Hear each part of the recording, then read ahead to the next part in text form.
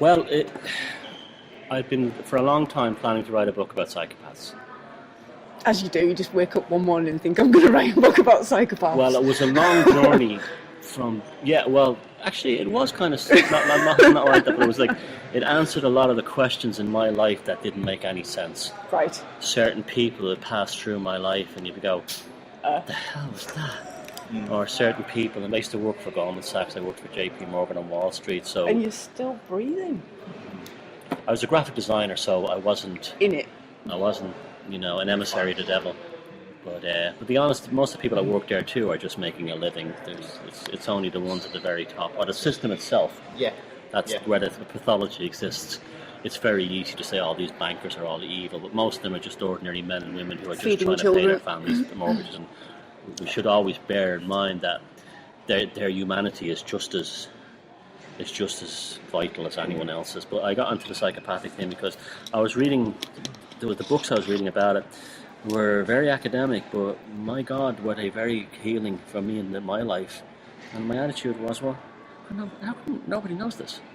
We have self-help books dealing with all kinds of personal relationships, all kinds of family abuse, all kinds of traumas regarding, everything really, but we don't have anything that's like a self-help book written in a very simple language that can be translated easily, that anyone of any sort of educational level can understand.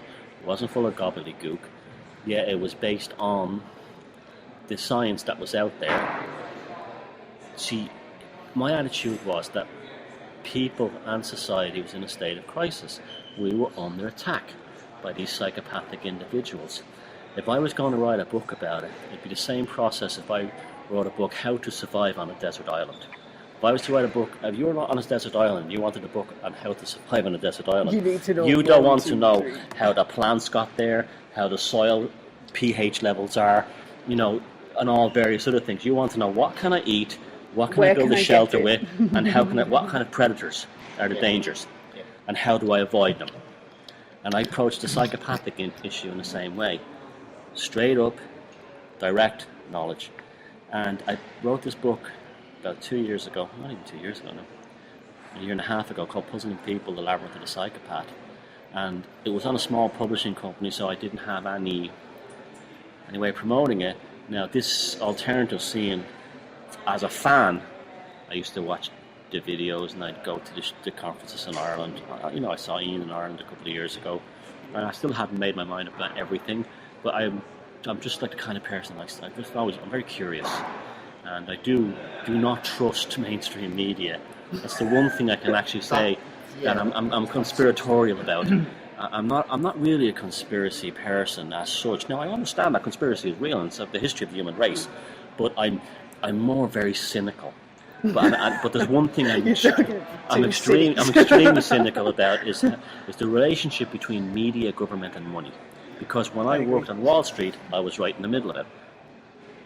That the journalists, not so much journalists, they're okay.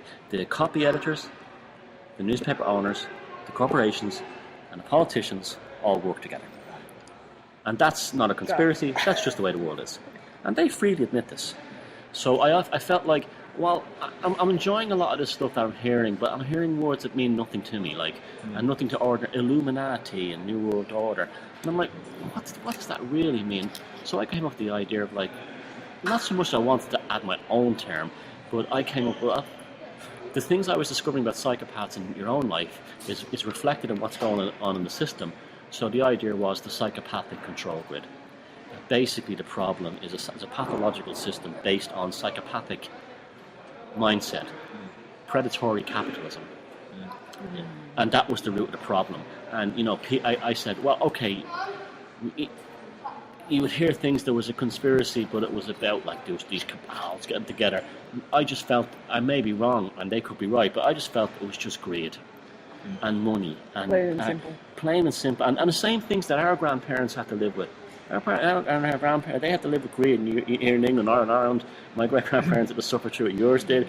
And why would it have changed? And so my attitude was, if I got the psychopathic stuff out there, it would help a lot of people in their personal lives, dealing with emotional issues, which I'm delighted to say a lot, and even today, so many come up to me and say, your book really answer the problems that I had in a bad marriage and so on. That's great. And also, I didn't want to start a witch hunt. I wanted people to have clear information. Yeah. So I came up with a checklist that they had to actually get the score on all these, hit on all of them, or it was just a jerk. It was a psychopath, or it was an idiot, or a jerk. Because a psychopath's a very specific individual, and then my attitude was, when you discover these things, or when you're aware that you're in this situation, you just get away from it. You don't try to confront it, you don't try to change it, you just walk away. And you get on with your life. And so I thought, like, well, the best way for me to promote it would be to try and add this to this scene. And so I just sent press releases out to a few alternative radio stations, and one of the first ones that picked up was Red Ice Radio. Yeah. And then He's that was great. it. Then everyone knew me after that. Well, everyone in this scene knew me after that. So I've been very fortunate that I've only been around a very short while, but it's happened very quickly for me, and I'm delighted. I'm very, even if I ended up going mainstream, I'll always be eternally grateful for people in this scene to actually.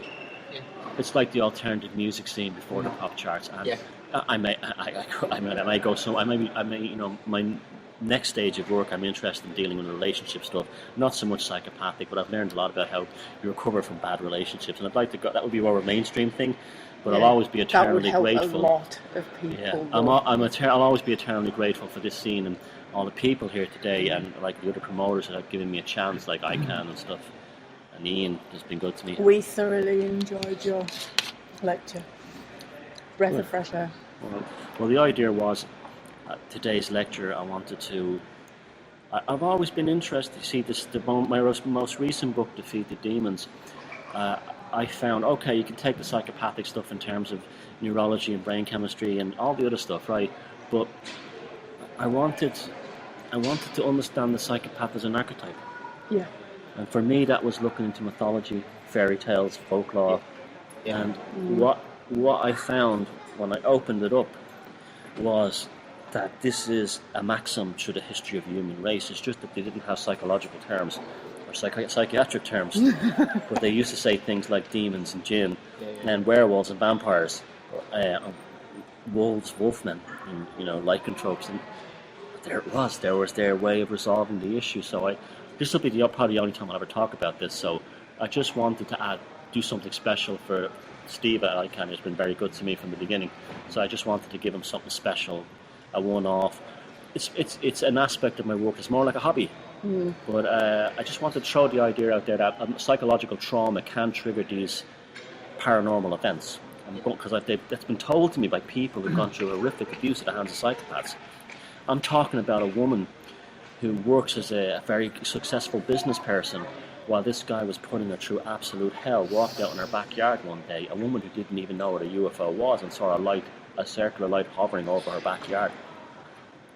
And that was what caused it, the deep psychological trauma. It just was almost like, and that just not only the power of the mind, but the absolute incredible power of the psyche. That if we can change reality through trauma, let's start working on trying to change it through something good. Instead of the trauma. Of course, yeah. And I think that's why there's so much negativity in the media. I think that's why there's so much horror in the world imposed upon us. They're destroying us with trauma. I think the Western religions are a result. I'm not putting down religions and anything like that. I'm not an atheist. I'm like a proactive agnostic. Yeah, I know there's something there, but I'm not smart enough or clever enough to say what it is. I'm certainly not narcissistic to impose any of my beliefs on others. So the presentation today came with a question mark on the end. Demons of the mind, question mark. And I think that's the whole point of this stuff. You look at mythology, I'm a big fan of mythology and the work of people like Joseph Campbell. Now, you look at mythology, there's often never a resolution at the end of these things. Everything is an eventual journey. You see, just because you end one adventure doesn't mean that's the final adventure. There's always another adventure after that. So our engagement with reality is always an unresolved question, and people are always looking for the truth.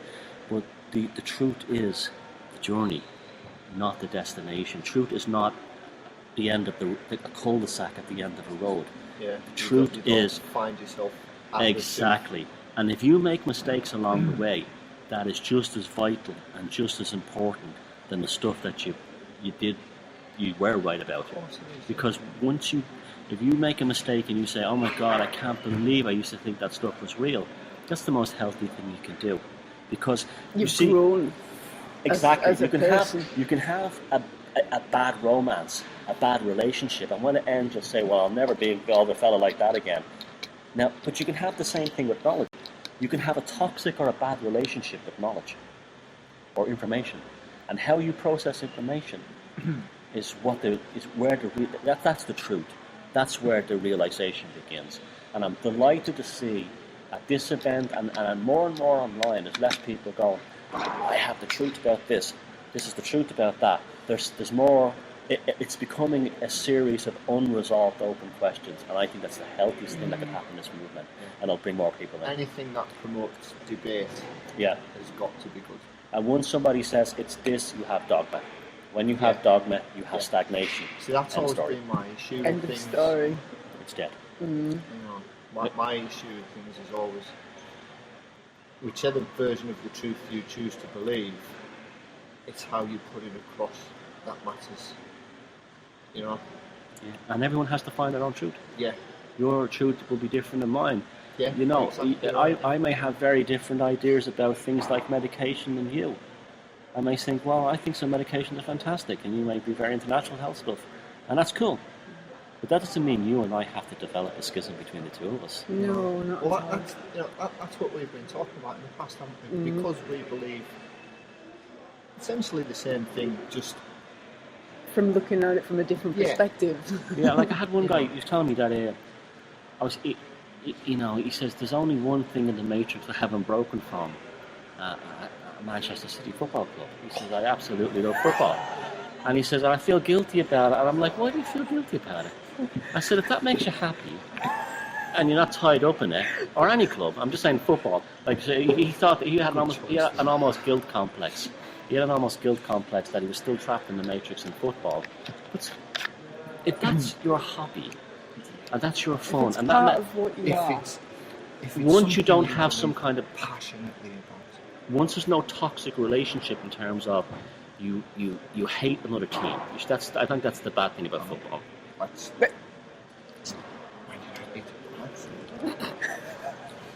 We'll not go there.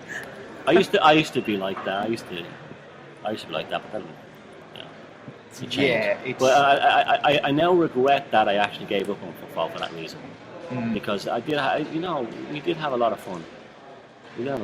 So my attitude, that's part of my journey.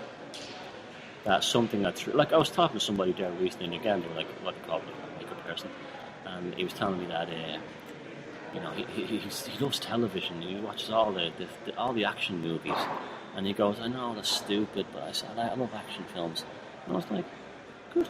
Yeah, absolutely. Doesn't mean you're more evolved actually being engaged with things and understanding on that level than you would be sitting in a cave meditating. You see, we've come to engage with this reality. We haven't come here to escape it.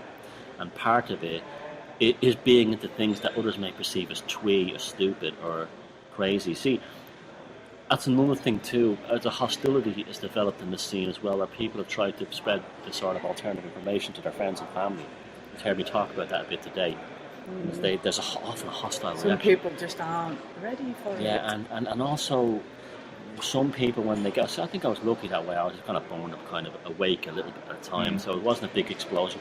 But I know some people that have that big explosion.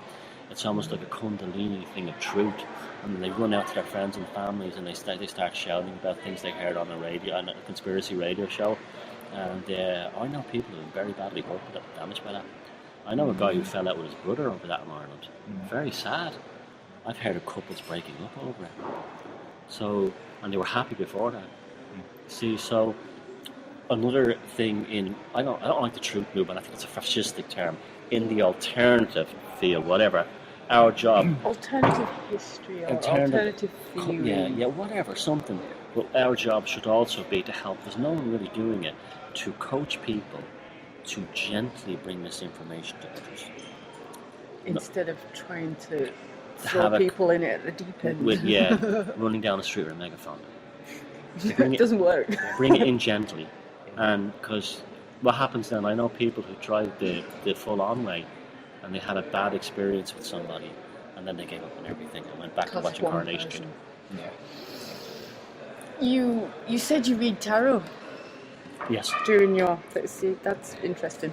I'm a big proponent of the tarot. So am I. But not for divination, because I'm not against divination. I'm not into it. I don't understand enough about it, really. But I developed a method called tarot psyche, where I use the sort of Jungian psychology to help use the tarot spread as sort of like a resolving two poles of cognitive function between the consciousness and the subconsciousness, using the tarot as a sort of a medium. So because it's pictorial and graphic, if you have a problem, say like you and I were pals and we fell out over something, and then I would try to say, well, why is Jade so upset with me? And then I would lay the spread of cards out, and there's something about the archetypal graphics and the pictorials in those graphics that allowed the right brain to enter the dialogue. And then because it's pictorial and it's graphic, we're now in a similar kind of sphere of engagement that, say, Egyptians were with hieroglyphs. You see, the alphanumeric thing has changed us that way. So you have this engagement and this graphical understanding that allows you to resolve the problem in a different way. And you'll find that the combination of that and good old-fashioned, analysing, you get there quicker. Yeah. Without the stress. And you may find that instead of being angry at you for snubbing me or something, I'll say, well, maybe she was having a bad day that day. Maybe her job was giving her problems. Where when you engage with just the left brain sort of alphanumeric process, you tend to become very selfish. Yeah. A lot of self-help stuff seems to be about what I want, but we have to understand that this is a process of cooperation. Your psyche and my psyche have to interact on a sort of common ground. Yeah. And I think tarot's fantastic.